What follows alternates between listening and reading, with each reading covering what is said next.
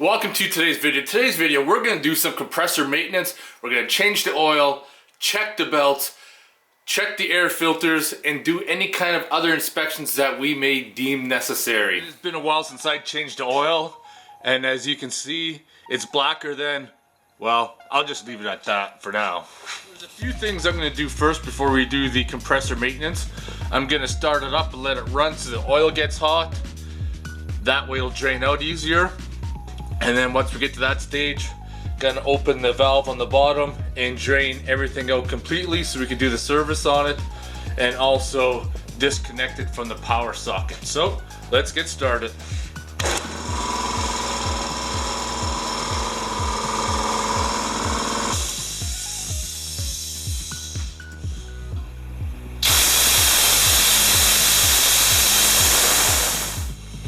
Double check the gauge because sometimes it freezes off. That's the oil fill. Remove it. Set it down somewhere where you'll probably lose it. Oh, there should be an O-ring on there. And there it is right there. That's better. Now we're gonna remove the drain. Not a lot of room here, so I'm gonna get a little container. Shouldn't be any more than a liter.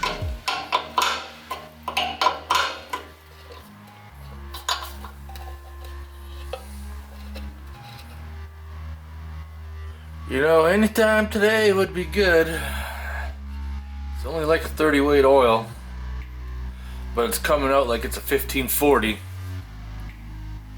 Well, didn't empty out as much as I thought, 300 milliliters, and I bought 2 liters. So I guess it's gonna last me the lifetime of this compressor. MPT thread, snug this back up. Before we fill it full of oil, right up here is your crankcase breather. I like to take it out, clean it with a rag. You can have a look-see inside with the camera. Because if that's blocked, you're gonna blow the seals out of your compressor. Oh, good, put that bad boy back into place. Now comes the fun part. Here's the oil I bought right here, Roll Air compressor pump oil. I don't really care where they put the fill on this thing.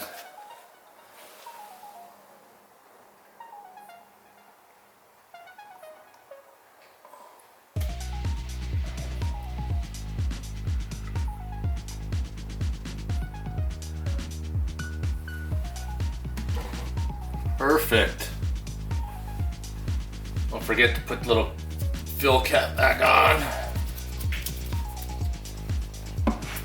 Oil's changed. Next step is the air filters. This compressor was made by Eagle Pump and Compression.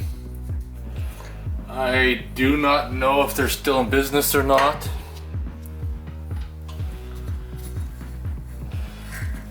But this one has these foam pads and it does look like it's a little dirty, so I'm going to rinse them off.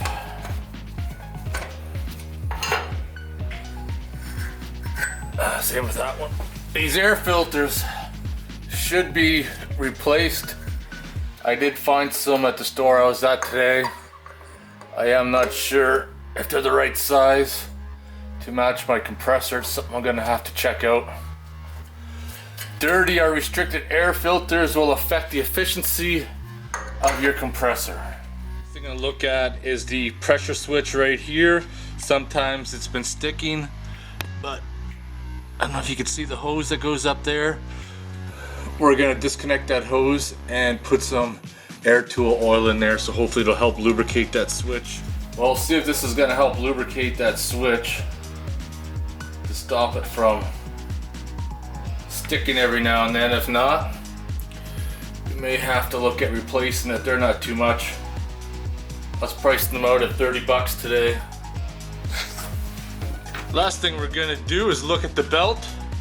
I've had this compressor for 10 years and the only thing I've ever done was replace the motor, change the air filters. We fixed that gasket in the cylinder last year.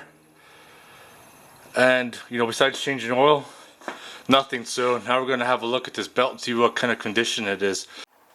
You know, I am actually pretty impressed after 10 years of use. The belt's in pretty good shape. It's not cracking. You also want to inspect this pulley too. Make sure there's no cracks or nothing, because this pulley acts as a fan as well. But everything seems to be pretty good.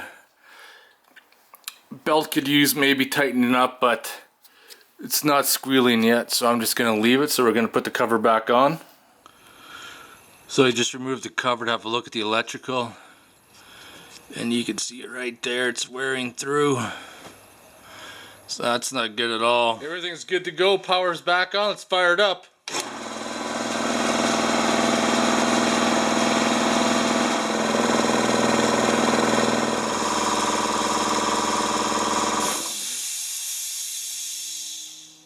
Well, that concludes my video on my compressor maintenance. Oil's changed. We identified two issues, one being air filters and the other one being the electrical wire, which was repaired, and now everything's back up to normal. Pretty simple. It was important to fix that electrical issue because I'm not saying it can, or a very rare case, it could arc and cause it to short out or maybe even start a fire. But anyways, I'm gonna get going. If you guys have any questions or comments, post them below. Otherwise, thanks for watching. And if you do something different on your compressor maintenance, please leave a comment below.